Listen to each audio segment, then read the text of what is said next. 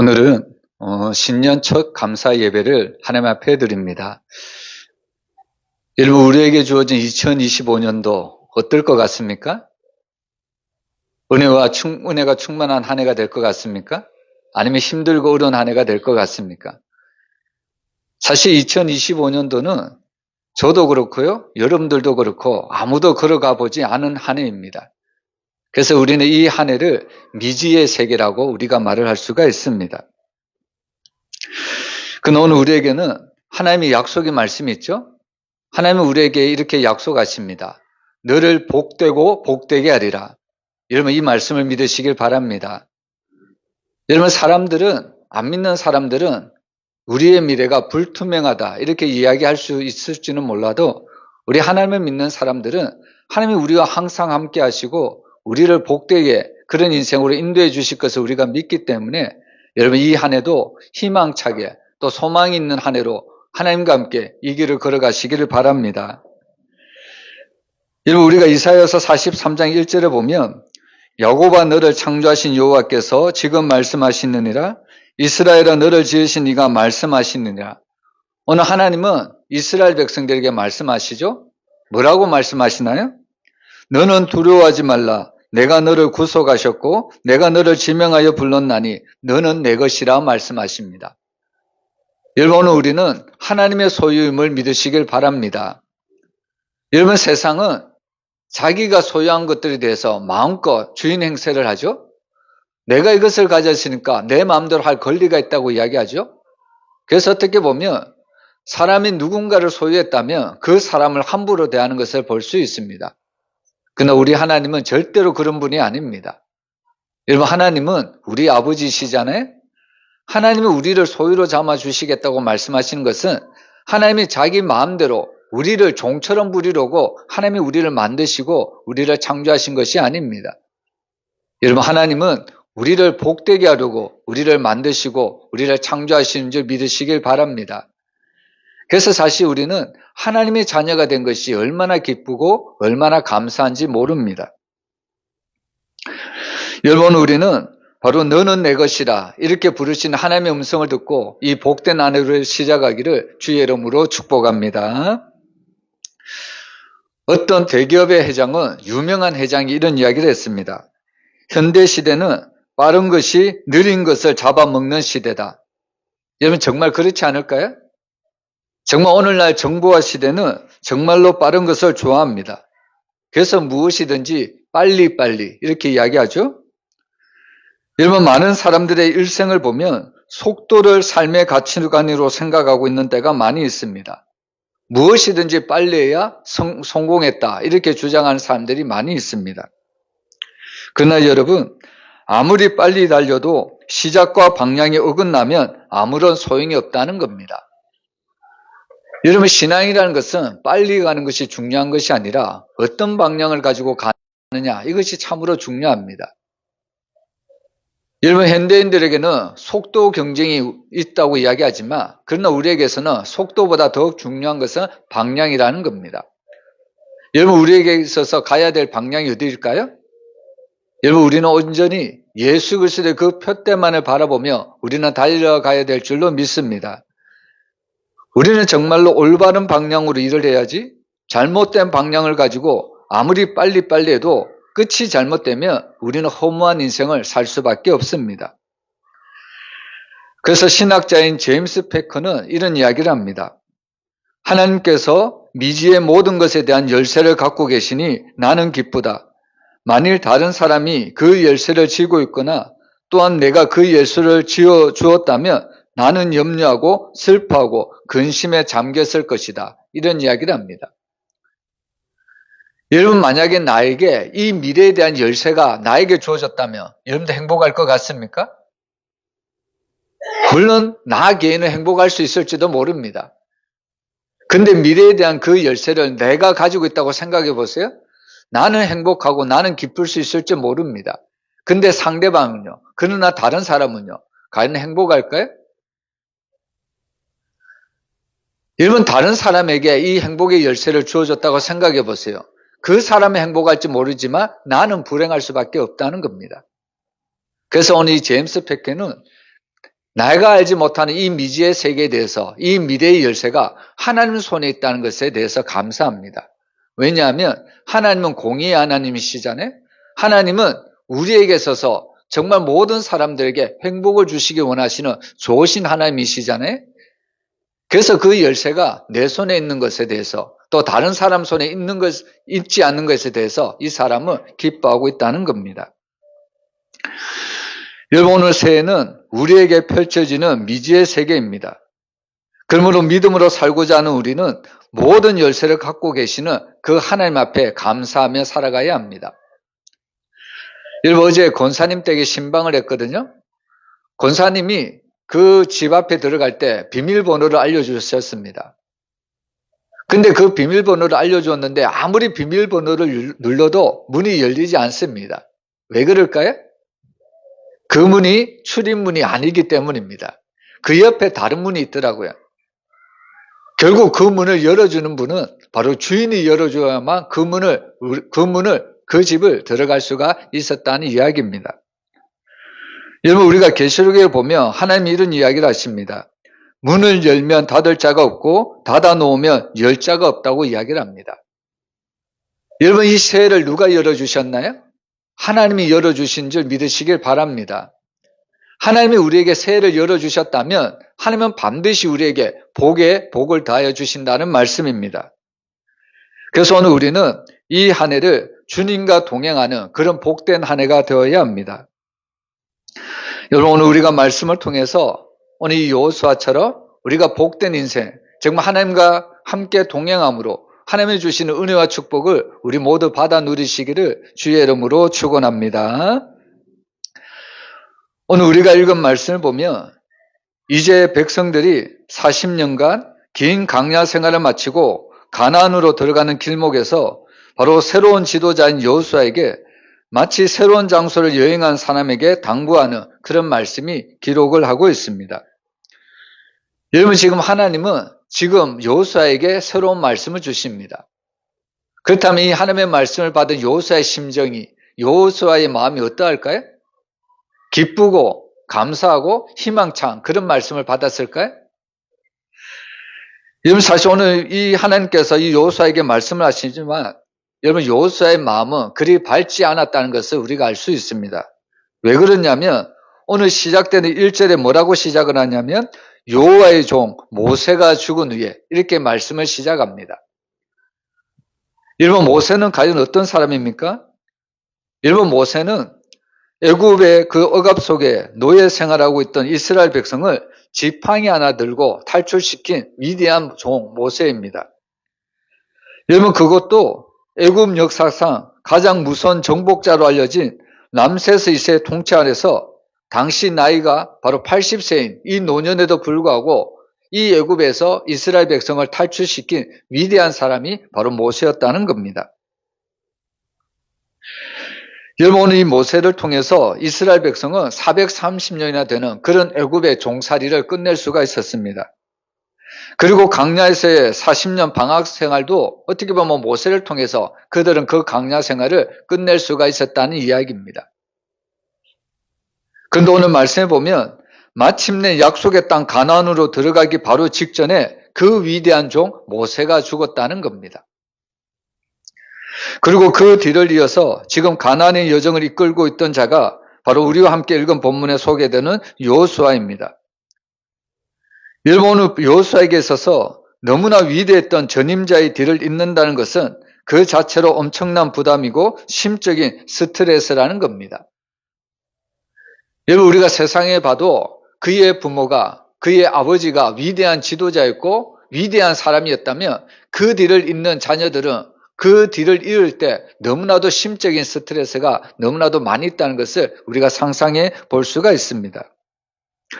여러분, 이 여호수아도 마찬가지입니다. 그 위대한 지도자 모세를 뒤를 이어서 이제 한 번도 밟지 않았고 한 번도 가지 못했던 그 가나안 땅에 들어간다는 것은 그의 후계자 여호수아조차도 힘들고 어려울 수밖에 없었다는 겁니다. 여러분, 과연 이 가나안 정복 전쟁에서 승리할 수 있을 것인가? 여호수아 자신도 의문이었지만 백성들도 의문이었다는 겁니다. 근데 사실 놀라운 것은 우리가 여호수아를 다 읽지는 않았지만 여러분 여호수아서를 보면 여호수아가 33번의 전투를 치릅니다. 여러분 33번의 전투를 치르는데 몇 번을 승리했을까요? 여러분 놀랍게도 여호수아를 보면 이 여호수아가 33번의 전투를 치르는데 전부 다 승리를 했다는 겁니다. 여러분 물론 33전, 33성 이 가운데 보면 옥의 티 같은 사건도 있었죠. 여러분 7장에 보면 아이성 전투가 나오는데 첫 번째 공격에는 실패합니다. 이것은 바로 가나안 정복 전체 그 여리고성에서 1차로 승리했던 것에 대해서 이스라엘 백성들이 너무나도 교만해서 하나님께 의지하지 않고 이 아이성 조그만 성을 치러 갈 때에 그들이 스스로 자신들의 힘만 의지하며 나갔다가 바로 아이성에 대패하는 것을 볼 수가 있습니다. 근데 결론적으로 보면 첫 번째 전투 아이성에는 실패했을지 몰라도 두 번째 전투에서는 바로 아이성에서 바로 성공을 했다는 것을 우리가 알 수가 있는 겁니다. 여러분 세상 역사를 봐도 어떤 전쟁에서 승리한다, 어떤 전쟁에서 이긴다 그런 장수는 없습니다. 근데 여호수아서를 보면 이 여호수아는 33번을 싸웠는데 33승을 했다는 겁니다. 얼마나 놀랍습니까? 여러분 어떻게 보면 다음 세대를 이끌어가는 여호수아는 한마디로 말하면 무적 인생입니다. 누구도 그 여호수아를 대적할 수가 없다는 겁니다. 그러면 과연 무엇으로 하여금 이 여호수아로 하여금 그런 승리를 가져다 주었을까요? 여호수아가 모세처럼 탁월한 그 리더십이 있어서 탁월한 능력이 있어서 이스라엘 백성들을 날마다 전쟁에서 승리의 삶을 이끌었을까요? 여러분 그렇지 않습니다. 오늘 우리는 말씀을 통해서 왜 여호수아가 승리할 수밖에 없었는가 우리가 그 비결을 보아야 합니다. 여러분 여호수아가 한 시대를 승리의 삶을 살았다면 우리 역시 여호수아와 같이 승리의 삶을 살아가야 되지 않을까요? 오늘 우리가 이 여호수아의 말씀을 보는 이유가 있습니다. 여호수아가 승리의 삶을 살았다면 우리도 똑같이 여호수아와 같이 승리의 삶을 살 수 있다는 이야기입니다. 어떻게 하면 그렇게 살 수 있는가? 오늘 우리가 읽은 본문에 그 비결이 나오고 있습니다. 여러분 여호수아는 철저히 가나안 땅에 들어가면서 자신의 힘을 의지하지 않았습니다. 자신의 능력을 바라보지 않았습니다. 여러분 철저히 이 여호수아는 하나님을 자기의 좋은 안내자로 삼았다는 이야기입니다. 여러분 여행하는 사람에게 가장 꼭 필요한 것은 무엇일까요? 여러분 오늘날에는 여행할 때 꼭 필요한 것이 있죠? 무엇이 필요할까요? 지도가 필요합니까? 여러분 오늘날에는 핸드폰 하나만 있으면 정말 세계 곳곳을 누비며 다닐 수 있습니다. 그런데 이 과거의 시대에 이 여호수아 시대에 새로운 땅에 들어가기 위해서 또 새로운 땅을 정복하기 위해서는 무엇이 가장 필요할까요? 안내자가 필요하다는 겁니다. 좋은 안내자가 필요하다는 거예요. 여러분 사막 여행을 떠나거나 에베레스트 산에 도정하는 것은 마치 죽음을 자처하는 것과 같습니다. 그럼에도 불구하고 그 높은 산을 바로 그 정복하고 그 사막을 횡단할 수 있는 이유는 뭐냐면 좋은 안내자가 있기 때문입니다. 그래서 사실 안내자는 생명과 같습니다. 여러분 우리가 2025년을 새롭게 시작하고 출발하는데요. 여러분 우리의 인생에 있어서 좋은 가이드는 누구입니까? 여러분 우리 인생에 있어서 좋은 가이드는 좋은 안내자는 하나님이시라는 것을 믿으시길 바랍니다. 여러분 저나 여러분이나 이 새를 우리가 시작은 하지만 앞으로 우리에게 펼쳐질 세계는 누구도 모릅니다. 누구도 그 땅을 밟아보지 못했습니다. 때로는 사람들은 내가 걸어보지 않은 길이기 때문에 다른 사람에게 가서 길을 묻기도 하고 또한 도움을 받기도 합니다. 그러나 우리가 기억해야 될 것은 여러분 그 사람조차도 이 새를 누구도 걸어가보지 못했다는 겁니다. 여러분 우리가 사람의 말만 듣다가는 자칫하면 우리는 수렁에 빠질 수 있습니다. 구덩이에 빠질 수 있다는 이야기입니다. 그래서 항상 우리는 우리 삶의 안내자를 하나님으로 삼아야 합니다. 여러분 하나님은 우리와 늘 함께 하시겠다고 약속하시죠? 언제까지 우리와 함께 하시겠다고 약속하십니까? 바로 세상 끝날까지 주님은 우리와 늘 함께 하신 줄 믿으시길 바랍니다. 그래서 오늘 우리는 늘 하나님과 동행하는 것이 너무나도 중요합니다. 우리 삶의 안내자로 하나님을 삼는 것이 너무나도 중요하다는 겁니다. 여러분, 오늘 여호와의 종 모세가 죽은 후에 정말 두렵고 떨리는 마음으로 서 있는 여호수아에게 하나님은 말씀을 주시죠. 어떤 말씀을 주시나요? 우리 3절과 4절 우리 한번 같이 읽어보겠습니다. 내가 모세에게 말한 바와 같이 너희 발바닥으로 밟는 것은 모두 내가 너희에게 주었노니 곧 강야와 이 레바논에서부터 큰강 곧 유브라데 강까지 핵 족속의 온 땅과 또 해지는 쪽 대까지 너희의 용토가 되리라. 아멘.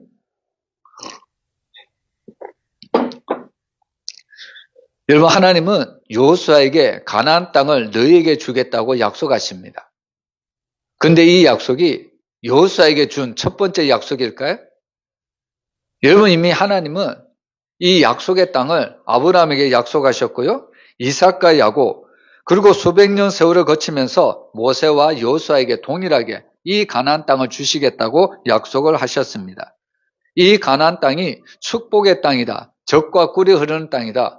하나님은 아브라함 때부터 그의 자손들에게 누누이 말씀을 해주셨습니다. 그 말씀에 오늘 보면 그 가장 중요한 말씀이 뭐냐면 너희가 발바닥으로 밟는 것을 모두 너희에게 주겠다고 약속하셨습니다. 여러분, 오늘 하나님도 동일하게 우리에게 이런 약속을 주신 줄 묻습니다. 여러분, 하나님의 약속에 그 축복의 말씀을 우리가 듣고 우리가 순종할 때 하나님이 이 약속의 말씀대로 우리에게 축복의 삶을 우리에게 더해 주신 줄 믿습니다. 여러분, 중요한 것은 무엇이냐면 너희가 발바닥으로 밟는 모든 것을 주겠다고 약속하셨습니다. 여러분, 우리가 밟아야 됩니다. 밟아야 돼요. 하나님이 약속의 말씀을 주셨는데 그 말씀대로 우리가 순종하고 행하지 아니하면 그 축복이 우리에게 이루어질 수 없다는 말씀입니다. 정말 우리가 하나님의 말씀, 축복의 말씀을 사모한다면 우리도 그 말씀에 듣고 순종하며 그 말씀대로 살아갈 때 하나님은 우리에게 놀라운 축복의 말씀대로 행하여 주신다는 겁니다. 그래서 사실 이 여호수아가 이 가나안 땅에 들어가서 어떻게 승리할 수 있었는가? 가장 중요한 이유는 뭐냐면 바로 발바닥이라는 겁니다. 오늘 이 여호수아는 하나님이 주신 말씀대로 이 발바닥으로 밟을 때 하나님이 이 가나안 땅을 여호수아와 그의 백성들에게 주셨다는 겁니다. 여러분, 여호수아 4장에 보면 드디어 여호수아는 백성과 함께 범람하는 그런 요단물을 건너게 됩니다. 근데 이 요단강 후에 이들이 이제 요단강을 건너서 가나안 땅에 들어가야 합니다. 근데 이 요단강을 하나님이 갈라주지 않습니다. 어떻게 이 요단강이 갈라졌을까요? 바로 하나님의 말씀을 듣고 순종할 때 제사장들과 그 언약궤를 맨 제사장들이 그 요단강을 밟을 때 바로 그 땅이, 그 요단강이 갈라졌다는 겁니다.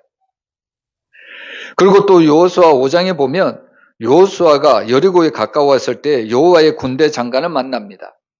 그리고 그 군대 장관은 여호수아에게 너희가 신은 신을 벗어버리라고 말씀을 하시죠. 여러분, 내 발에서 신을 벗으라는 것은 무슨 의미일까요? 내가 지금까지 가지고 있던 모든 것들을 의지했던 것을 다 벗어버리라는 겁니다. 내 발에서 신을 벗으라는 것은 철저히 하나님만 의지하라는 겁니다. 여러분, 이 여호수아 시대 때, 과거 고대 시대 때 신발이 없던 사람들은 바로 어떤 사람들이냐면 종이었습니다.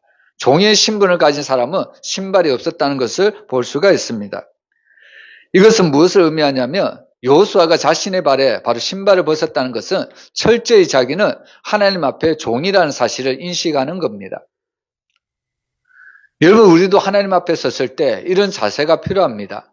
하나님, 저는 연약합니다. 저는 부족합니다. 하나님 아니고서는, 하나님을 의지하지 않고서는 도무지 이 인생을 살아갈 힘이 없습니다. 하나님, 나를 도와주십시오. 이런 의미로 바로 신을 벗고 하나님만 의지하겠다는 고백으로 이런 행동을 한다는 이야기입니다. 여러분, 우리가 한 해를 시작하지만 여러분, 무엇으로 여러분들 한 해를 시작하시렵니까? 여러분들이 가진 것으로 한 해를 시작하시겠습니까? 여러분들이 가진 능력으로 한 해를 시작하시겠습니까? 여러분, 우리가 가진 것들은 여러분, 결국에 우리가 가진 것들은 점점 사라지고 말 것들이라는 겁니다. 여러분, 우리가 가진 힘으로, 우리가 가진 능력으로는 이 세상을 살아갈 수가 없습니다. 여러분, 우리가 세상을 살아갈 수 있는 힘은 오직 하나님의 은혜밖에 없다는 사실을 믿으시길 바랍니다. 그래서 사실 하나님의 은혜를 깨닫는 사람의 특징이 있죠? 겸손입니다. 겸손. 하나님의 은혜를 깨닫는 사람은 겸손할 수밖에 없습니다. 그러나 반대로 인간의 가장 큰 문제는 교만이죠? 여러분, 교만한 사람은 어떻게 볼 도리가 없습니다. 아무리 말을 해도 그 말을 듣지 않습니다. 여러분, 사울이라는 사람의 특징이 뭡니까? 교만한 사람이었습니다. 근데 참 사울이라는 인물을 보면 정말로 불쌍한 사람이죠? 왜 불쌍한 사람일까요? 여러분, 사울의 시작은 겸손한 사람으로 시작을 했습니다. 그죠? 근데 마칠 때는 어떤 사람으로 마칩니까? 교만한 사람으로 마쳤다는 겁니다. 이것은 무슨 의미냐면 성령으로 시작했다가 육신으로 마치는 것을 이야기합니다. 여러분, 우리의 인생은 그렇게 되어서는 절대로 안 됩니다. 우리가 정말로 성령으로 시작했다면 성령으로 마쳐야 되지, 성령으로 시작했다가 육신으로 마치면, 육체로 맡기면 우리에게는 더 이상 소망이 없다는 이야기입니다. 여러분, 결국에 잠언에 보면 결국 교만한 사람은 패망할 수밖에 없다고 이야기를 하는 거죠. 그래서 오늘 하나님은 자신의 사랑하는 자녀들을, 하나님의 백성들을 결코 교만한 것을 보지 못하십니다. 그래서 오늘 하나님은 여호수아에게 철저히 자신을 내어놓는 발바다 신앙을 이야기하고 있다는 이야기입니다. 여러분, 결국 오늘 우리에게 있어서 정말 겸손한 마음으로 하나님이 주신 말씀에 순종하며 걸어갈 때 하나님이 주신 형통함의 비결이 무엇인지 오늘 여호수아를 통해서 우리는 발견할 수가 있습니다. 오늘 하나님은 여호수아에게 놀라운 은혜를 베풀어 주시는데요. 우리 5절 말씀 우리 한번 같이 읽어보겠습니다. 내 평생에 너를 능히 대적할 자가 없으리니 내가 모세와 함께 있었던 것 같이 너와 함께 있을 것임이니라. 내가 너를 떠나지 아니하며 버리지 아니하리니. 아멘. 여러분, 하나님이 여호수아에게 약속하시죠? 내가 모세와 함께 한 것과 같이 너와 함께 하겠다고 말씀합니다. 내가 너와 함께 있어서 너에게 형통한 삶을 허락해 주시겠다고 약속을 하고 있습니다. 여러분, 오늘 우리도 이 여호수아처럼 늘 하나님과 함께 하심으로 이 형통한 한 해를 보내시기를 주의 이름으로 축원합니다. 오늘 우리는 이 여호수아를 통해서 하나님이 주시는 형통이 무엇인지 세 가지로 발견할 수가 있습니다. 여러분, 7절 8절 말씀에 보면 오직 강하고 극히 담대하여 나의 종 모세가 내게 명령한 그 율법을 다 지켜 행하고 우로나 자로나 치우치지 말라. 그리하면 어디로 가든지 형통하리니 이 율법책을 내 입에서 떠나지 말게 하며 주야로 그것을 묵상하여 그 안에 기록된 대로 다 지켜 행하라. 그리하면 내 길이 평탄하게 될 것이라. 내가 형통하리라 말씀합니다. 여러분, 이 말씀 속에 우리가 어떻게 하면 형통한 삶을 살 수 있는지 이야기를 하고 있습니다. 여러분, 우리가 어떻게 하면 형통한 삶을 살 수 있을까요? 주야로 하나님의 말씀을 묵상해야 합니다. 그리고 그 말씀에 순종해야 합니다. 그리고 그 말씀대로 우리가 행할 때 하나님은 우리에게 형통한 삶을 허락해 주신다는 겁니다. 여러분, 여기서 형통이라는 말은 막힌 것이 뚫어진다는 말씀입니다. 그리고 굽은 것이 퍼진다는 말씀입니다. 무슨 말씀이냐면 형통이라는 것은 하나님의 뜻대로 살아가는 삶을 이야기하고 있습니다. 여러분, 내 뜻대로 살아가는 삶을 형통한 삶이라고 말을 할 수가 없습니다. 바로 하나님의 말씀대로 살아가는 삶이 형통한 삶이라는 것을 믿으시길 바랍니다. 그래서 오늘 우리는 여호수아를 통해서 바로 이스라엘 백성들이 가나안을 정착하는 과정 가운데 세 종류의 그런 형통함을 볼 수가 있습니다. 여러분, 첫 번째로 거룩함의 형통이라는 겁니다. 여러분, 여리고를 점령할 때부터 이스라엘 백성들은 이방인과의 거룩성의 싸움을 시작합니다. 여러분, 아이성의 싸움에서의 실패는 어떤 실패였을까요? 한마디로 말하면 거룩성의 실패였다는 겁니다. 하나님은 철저히 바로 이 여리고성에서 승리한 모든 것들을 하나님께 바치라, 진멸하라 이렇게 말씀하시죠. 그런데 인간의 눈에 볼 때 정말 하나님 앞에 바치기보다는 자신의 눈에 보기 좋은 것들이 너무나도 많이 있습니다. 그 대표적인 사람이 아간이잖아요. 그래서 아간이 그 이스라엘 백성들 몰래 자신이 보기 좋은 것들에 대해서 조금씩 몰래 감추기 시작합니다. 여러분, 아이성의 전투에서 패한 이유가 뭘까요? 여러분, 결국에 아이성에서 패한 이유는 결국에 한 가지밖에 없습니다. 하나님이 철저히 모든 것들을 하나님께 바치라고 명령하셨는데 그 명령에 순종하지 않았기 때문입니다. 이것을 한마디로 말하면 거룩성의 실패라는 겁니다. 여러분, 하나님은 죄를 무지무지 싫어하십니다. 여러분, 결국 이 아간의 한 사람의 이런 거룩성의 실패로 인해서 바로 아이성의 실패가 찾아올 수밖에 없었다는 겁니다. 그래서 이 아간을 철저히 진멸할 수밖에 없었다는 이야기죠. 결국에 이 아간을 철저히 심판할 때에 두 번째 아이성을 우리가 전투에 나갔을 때 하나님은 바로 이스라엘 백성들에게 바로 승리를 가져다 주는 것을 볼 수가 있습니다. 여러분, 우리가 2025년 새해를 시작할 때 우리가 어떻게 하면 우리가 형통한 삶을 살 수 있을까요? 바로 우리는 죄와는 멀어지고 하나님의 거룩함을 우리가 가까이 할 때 우리는 형통한 삶을 살아갈 수 있음을 믿으시길 바랍니다. 여러분, 죄는 철저히 멀리해야 됩니다. 죄는 철저히 거부해야 합니다.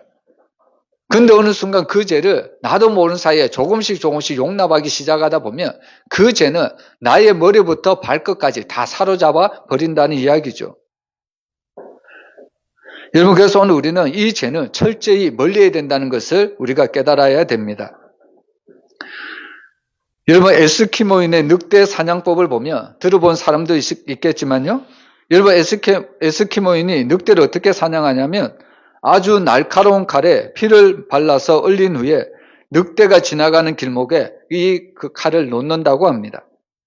그러면 이 칼에 피냄새를 맡고 늑대들이 와서 혀로 핥아 먹습니다. 그런데 이 늑대는 얼음에 자기 혀마저 얼얼해지고 무감각해지는 것도 모르고 계속해서 그 피 묻은 날카로운 칼을 핥아 먹는다는 겁니다. 결국에 어떻게 될까요? 결국에 그 피 묻은 칼을 자신의 혀가 무감각하게 되었다가 결국에 그 칼을 계속해서 핥아 먹다가 결국에 그 날카로운 칼에 베어서 죽을 수밖에 없다는 겁니다. 여러분, 죄라는 것도 마찬가지죠. 우리가 세상의 욕심에 중독이 되면 죽는지도 모르고 계속해서 세상으로 가려고 합니다. 계속해서 죄 가운데 빠지게 된다는 이야기입니다. 그래서 오늘 우리는 그렇게 되지 않도록 우리는 늘 정신을 차리고 말씀을 가까이 해야 된다는 겁니다. 여러분, 올 한 해 정말 말씀으로 거룩으로 형통한 삶을 살아가시기를 주의 이름으로 축원합니다. 그리고 두 번째 형통을 보면 여러분, 말씀을 붙잡고 나갈 때 위로를 받는 형통이 있습니다. 우리 시편 119편 50절 말씀 우리 한번 같이 읽어보겠습니다. 이 말씀은 나의 고난 중의 위로라. 주의 말씀이 나를 살리셨기 때문이다. 아멘. 여러분, 많은 사람들이 새해가 되면 정말 희망찬 새해가 왔다고 좋아하죠. 소망이 있을 거라고 생각을 합니다. 그런데 여러분, 그것은 착각이라는 겁니다. 여러분, 죄를 범한 그 에덴 동산에서 죄를 범한 인생이 어떻게 되었을까요? 항상 위기의 인생이 찾아올 수밖에 없었다는 겁니다. 여러분, 우리가 2025년 우리가 새해를 소망으로 시작은 하지만 그러나 2025년 우리가 새해를 시작할 때 어떤 위기가 나에게 닥쳐올지 아무도 모른다는 겁니다. 그런 위기 앞에서 사람들은 때로는 낙심하고요, 때로는 절망하고요, 때로는 아무 일도 하지 못합니다. 근데 시편 기자는 뭐라고 이야기해요? 이 말씀은 나의 고난 중에 위로라고 말씀합니다. 여러분, 정말 하나님의 말씀만이 나를 위로해 주심을 믿으시길 바랍니다. 이 말씀만이 우리에게 소망이 된다는 겁니다. 여러분, 이 말씀이 나를 어떻게 위로해 줄까요? 나에게 어떻게 소망해 줄까요? 오늘 말씀의 끝에 보면 주의 말씀이 나를 살리셨다고 말씀합니다. 여러분, 우리의 말에는 어떤 능력이 있냐면 창조의 말이 있습니다. 여러분, 하나님이 세상을 무엇으로 창조하셨나요? 말씀으로 창조하셨잖아요. 여러분, 하나님만 말씀으로 세상을 창조하는 것이 아니라 우리의 입도 세상을 창조하는 능력이 있다는 겁니다. 무슨 말이냐면요.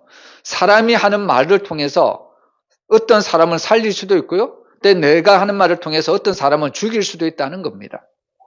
말의 권세가 그만큼 무섭다는 겁니다. 여러분, 세상의 말은 나를 도와줄 수도 있지만 때로는 세상의 말 때문에 내가 죽을 수도 있다는 이야기죠. 그런데 오늘 하나님의 말씀은 어떻다고요?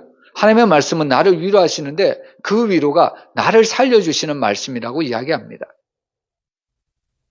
여러분, 오늘 하나님의 말씀을 통해서 날마다 살아나는 그런 귀한 은혜가 있기를 주의 이름으로 축복합니다. 그래서 우리는 항상 하나님의 말씀을 가까이 해야 합니다. 왜냐하면 하나님의 말씀을 가까이 할 때 내 영이 살아날 수 있기 때문입니다. 우리가 하나님의 말씀을 가까이 할 때 내 영이 소생할 수 있기 때문입니다. 우리가 에스겔서를 보면 그 마른 뼈들이 어떻게 살아납니까? 주의 말씀을 대언할 때 그 마른 뼈와 같은 그 마른 심령들이 주의 말씀이 대언하니까 서로 뼈가 서로가 마디가 서로 연락되고 서로가 합쳐지는 거 아닙니까? 여러분, 오늘 우리도 마찬가지입니다. 정말 2025년을 복된 인생으로 형통한 삶으로 살아가기 위해서는 늘 주의 말씀을 주야로 묵상해야 합니다. 여러분, 그 말씀으로 다시 살아나는 한 해가 되기를 주의 이름으로 축복합니다. 그리고 세 번째 형통은 무엇이냐면 여호수아의 말씀을 통해서 여호수아는 바로 세상과 타협하지 않는 신앙의 담대함의 형통을 볼 수가 있습니다. 여러분, 2025년 편안하게 살고 싶습니까? 여러분, 사실 우리에게는 편안이라는 단어가 참 좋고 참 친숙한 단어이기도 한데 근데 사실 이 편안함이 우리에게 주는 위험함이 있습니다. 여러분, 이 이스라엘 백성들에게 가나안 땅에 들어가서 정복하죠? 그러면서 땅에 정착해서 농사를 짓죠? 그리고 열매를 거두죠? 이제는 더 이상 옮겨 다닐 필요가 없습니다. 이제는 이 땅에서 편안하게 농사 짓고 그 농사의 열매로 먹고 살면 됩니다. 얼마나 좋습니까? 근데 사실 편안할 때 이런 위기가 찾아온다는 겁니다. 여러분, 이스라엘 백성들이 이런 편안함이 찾아왔을 때, 창고에 곡식이 차고 넘쳤을 때 이스라엘 백성들이 어떤 생각을 할까요? 하나님을 생각할까요? 여호수아서를 보면 이들이 편안하게 살아갈 때 어떤 생각을 했냐면 애굽 생각을 합니다. 애굽에서 먹었던 그런 음식들, 또 애굽인들이 섬겼던 그 우상들, 그런 것들을 생각하기 시작한다는 겁니다. 그뿐만이 아니라 가나안에서 섬기는 수많은 우상들이 있잖아요. 특별히 바알이라는 그 우상들. 겉으로 보면 이스라엘 백성들이 하나님을 섬기고 있다고 이야기하지만 그 속은 자꾸 애굽이나 가나안 땅에 섬기는 우상들에게 자신의 마음이 빼앗기고 있다는 겁니다. 어떨 때 이런 일이 일어날까요? 힘들고 어려울 때 이런 일이 일어나지 않습니다. 자신의 삶이 편안할 때 이런 일들이 지금 바로 여호수아서를 보면 일어나고 있습니다. 그런 상황 가운데 오늘 여호수아도 결국에 모세처럼 나이가 늙어 노년이 되었습니다. 자기도 이제 곧 하나님 앞으로 가야 합니다. 그때 여호수아는 남겨진 이스라엘 백성들에게 마지막 자신의 신앙의 고백을 담대함으로 이야기합니다. 그 말씀이 여호수아 24장 15절에 나옵니다. 우리 한번 같이 읽어보겠습니다. 만일 여호와를 섬기는 것이 너희에게 좋지 않게 보이거든 너희 조상들이 강 저쪽에서 섬기던 신들이든지 또는 너희가 거주하는 땅에 있는 아모리 족속의 신들이든지 너희가 섬길 자를 오늘 택하라. 오직 나와 내 집은 여호와를 섬기겠노라 하니. 여러분은 누구를 섬기시겠습니까? 여러분, 우리는 오직 여호와만 살아계시는 여호와만 섬기시는 주의 백성들이 되기를 주의 이름으로 축복합니다. 여러분, 오늘 이 여호수아는 이 위대한 고백을 어디에서 하냐면 지금 세겜이라는 땅에서 하고 있습니다. 여러분, 세겜이라는 장소를 우리가 찾아보면 에발산과 그리심산 사이에 위치한 유명한 계곡입니다. 여러분, 이 세겜이라는 곳에서 아브라함이 가나안 땅에 들어와서 첫 번째 제단을 쌓은 곳이 바로 그 세겜입니다. 그리고 이 야곱도 자신의 딸 디나 사건을 통해서 엄청난 어려움을 겪고 있을 때 다시 이 땅에서 바로 우상을 땅속에 파묻고 하나님 앞에서 새로운 삶을 살기로 결단했던 곳이 바로 세겜이었습니다. 여러분, 이 세겜이라는 곳에 요셉의 뼈가 묻혔고요. 그리고 이곳에서 오래전 여호수아는 이미 자신은 여호와만 섬기겠다고 결단했다는 겁니다. 여러분, 이처럼 세겜 땅이라는 곳은 하나님의 백성들이 올바른 결단이나 선택을 할 때 섰던 장소임을 우리가 알 수가 있습니다. 여러분, 오늘 이 여호수아는 이 세겜 땅에 서서 바로 이스라엘 백성들에게 결단을 촉구하고 있습니다. 너희 섬길 자를 바로 택하라고 바로 오늘 여호수아는 백성들에게 바로 이야기를 합니다. 그러면서 여호수아는 자신의 선택을 이야기하죠. 오직 나와 내 집은 여호와를 섬기겠노라. 여러분, 이 고백이 저와 여러분의 고백이 되기를 주의 이름으로 축원합니다. 여러분, 이 여호수아는 지금 우상 문화에 지금 물들여지고 있는 이 이스라엘 백성들을 향해서 다시 한번 신앙의 결단, 신앙을 촉구하고 있습니다. 여러분, 어떻게 보면 신앙이라는 것은 무엇이냐면 결단입니다. 결단. 내가 아무리 오랜 동안 예수를 믿고 신앙생활을 했다 할지라도 여러분, 그 신앙이 바른 신앙이 아니면 우리는 항상 하나님 앞에 새로운 결단을 해야 된다는 겁니다. 저와 여러분은 구원을 받았습니다. 근데 우리가 꼭 기억을 해야 될 것은 그 구원은 아직 완전한 구원이 아니라는 겁니다. 여전히 아직도 우리는 그 구원을 위해서 오늘도 한 걸음 한 걸음 신앙의 걸음을 걸어가야 된다는 이야기입니다. 최종적인 구원은 우리가 저 하늘나라 천국에 갔을 때 하나님이 우리에게 주시는 구원입니다. 그래서 성경은 무엇이라고 말합니까? 너희가 두렵고 떨림으로 너희에게 주어진 구원을 이루라고 말씀을 하는 겁니다. 여러분, 여호수아는 정말 이스라엘 백성들이 편안한 삶을 살아갈 때, 하나님을 버리고 우상들을 섬길 때 다시 한번 신앙의 결단을 요구하고 있습니다. 그럴 때 오늘 이 여호수아에게 하나님께서 허락해 주신 것처럼 형통한 삶을 살아갈 수가 있다는 겁니다. 여러분, 오늘 저와 여러분은 새해를 시작하고 있습니다. 우리가 새해를 시작할 때 우리는 과연 어떤 마음을 가지고 새해를 시작해야 될까요? 오늘 우리는 여호수아의 형통을 보면서 우리도 이런 형통함을 바라보면서 우리가 살아가야 될 줄로 믿습니다. 여러분, 이 형통함은 세 가지라고 말씀드렸죠? 바로 거룩함의 형통. 하나님이 나에게 주신 그 모든 것들을 거룩함으로 우리가 살아가야 된다는 이야기입니다. 이 거룩함을 벗어버리고서는 우리는 하나님 앞에 형통한 삶을 살아갈 수가 없다는 겁니다. 그리고 두 번째로 이 형통은 무엇이냐면 우리가 말씀을 붙잡고 나아갈 때 하나님이 위로를 주는 형통이라는 겁니다. 이 말씀만이 우리를 살려준다는 겁니다. 그리고 세 번째로 무엇보다 우리는 비록 이 땅에서 발을 디디고 살아가지만 우리는 그리스도인이다. 우리는 하나님의 자녀이다. 이런 신앙의 결단을 가지고 날마다 믿음 가운데 살아가야 된다는 말씀입니다. 오늘 저와 여러분이 하나님이 약속하신 이 여호수아의 축복처럼 오늘 우리도 주님 앞에 올 한 해를 정말 말씀을 주야로 묵상하고요.